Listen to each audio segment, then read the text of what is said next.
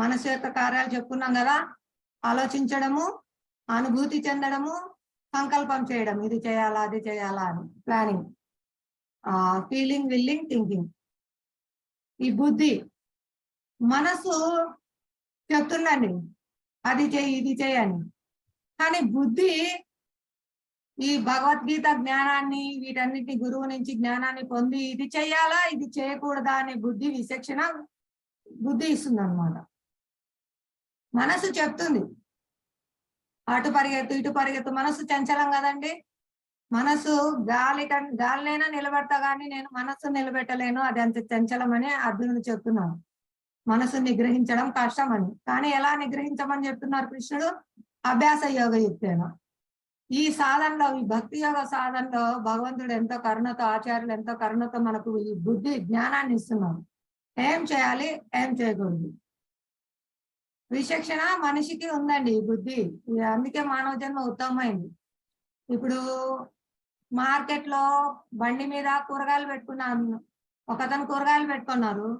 ఆవు ఉందనుకోండి, వెళ్ళి డైరెక్ట్ గా మూతి పెట్టేస్తుంది, ఆయన కొడతాడు రావద్దనేసి, తినద్దని. కానీ అది మళ్ళీ మళ్ళీ వెళ్ళి మూతి పెడుతుంది. అదే మనిషి ఉన్నాడు అనుకోండి, ఆయనకు ఆకలి వేస్తుంది, తీసుకోవాలనుకుంటాడు. అయ్యా మీరు ఇది నాకు మూల్యం చెల్లించాలి, డబ్బులు ఇచ్చి తీసుకోవాలి, ఇలా తీసుకోకూడదు అని చెప్తే ఆయన తగలడు అనమాట. ఆయనకు ఆకలేస్తున్నా నిగ్రహించుకుంటాడు, ఆయన తగలడు. ఎందుకంటే ఆయన చెప్పారు, ఆయనకు అర్థం అవుతుంది ఇది నేను డబ్బులు ఇచ్చి కొంటేనే నాకు ఇస్తారు, ఫ్రీగా ఇవ్వరు అని.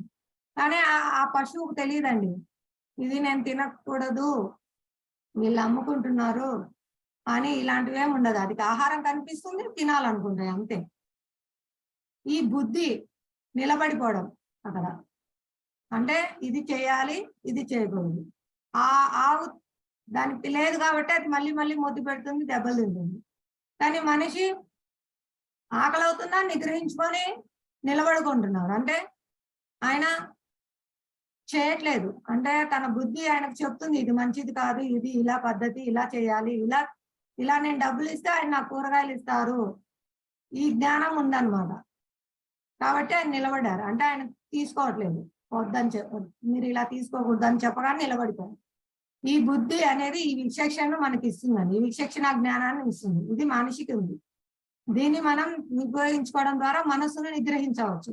మనసు చెప్తుంది, మనసు ఇష్టం వచ్చిన దగ్గరకి, కళ్ళు చూపించిన దగ్గరకి పరిగెత్తమంటుంది, చెవులు విన్నదాని దగ్గరకల్లా పరిగెత్తమంటుంది మనసు. దాన్ని మన బుద్ధితో నిగ్రహించుకోవాలి. ఇది చూడొచ్చా ఇది చూడకూడదా, ఇది వినవచ్చా ఇది వినకూడదా.